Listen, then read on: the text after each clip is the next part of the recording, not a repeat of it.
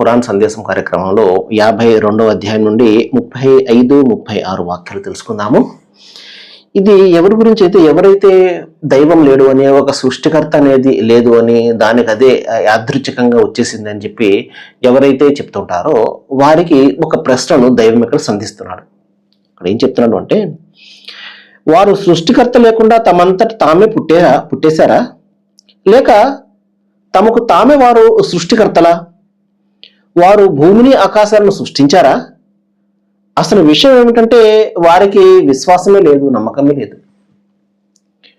మహాశిలారా, ఇక్కడ 3 ప్రశ్నలు దైవం సంధిస్తున్నాడు. ఆలోచన గల వారికి శూలాల్లో తగులుతాయి, శరాఘాతాలు అనమాట ఈ ప్రశ్నలు. అందులో ఒకటి ఏమిటంటే, మీరు ఒక సృష్టికర్త అనేది లేదు, దానికదే యాదృచ్ఛికంగా పుట్టేసింది ఈ ప్రపంచము, ఈ విశ్వము అంటున్నప్పుడు మీ ఉనికి ఏదైతే ఉందో అది ఏ విధంగా వచ్చింది?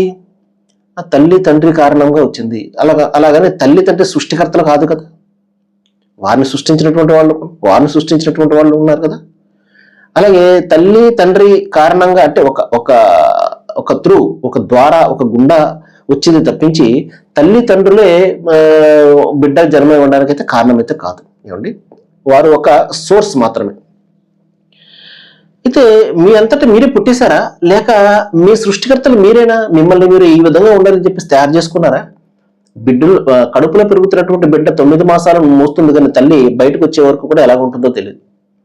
ఏ రూపంలో ఉంటుందో, అవయవాలు ఏ విధంగా ఉన్నాయో, ఏమిటో, ఏ పోలికలు ఉంటాయో ఆ తల్లికి ఏమో తెలుస్తుందా? తన కడుపునే మోస్తుంది 9 మాసాలు. అది చెప్తున్నాడు దైవం. మీరే పుట్టేశారా? మీరు ఈ విధంగా ఉండాలి, ఇలా ఉండాలి, మీ రూపురేఖలు ఈ విధంగా ఉండాలని చెప్పేసి మీరు డిసైడ్ చేసుకుని మీరే పుట్టేశారా? అంటే మీ సృష్టికర్తలు మీరేనా? మహాశిలారా, ఒకసారి ఆలోచన చేయండి.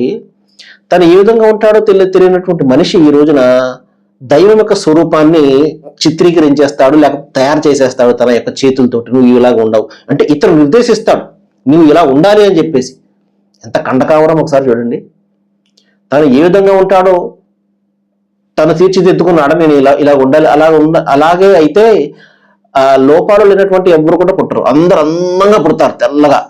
ఏమండి, అలా జరుగుతుందా? అంటే మన చేతిలో ఏం కూడా లేదు కదా. మరి నీ చేతిలో ఏమీ లేనటువంటి నువ్వే నీ సృష్టికర్తను తయారు చేసేస్తావు. నువ్వు ఇలాగ ఉండాలి, అని చెప్పేసి. మహాశిలారా, దైవం తెలియపరుస్తున్నాడు, అసలు మీకు విశ్వాసమే లేదు దైవం పట్ల. ఈ సృష్టి మహిమల పట్ల, ఈ సృష్టిలో జరుగుతున్నటువంటి అద్భుతాల పట్ల మీరు చూస్తున్నారు, కానీ దాని వెనక ఉన్నటువంటి సృష్టికర్తను మీరు గమనించడం లేదని చెప్పేసి దైవం ఇక్కడ ప్రశ్నిస్తున్నాడు. సర్వేజన సుఖినో భవంతు. Thank you.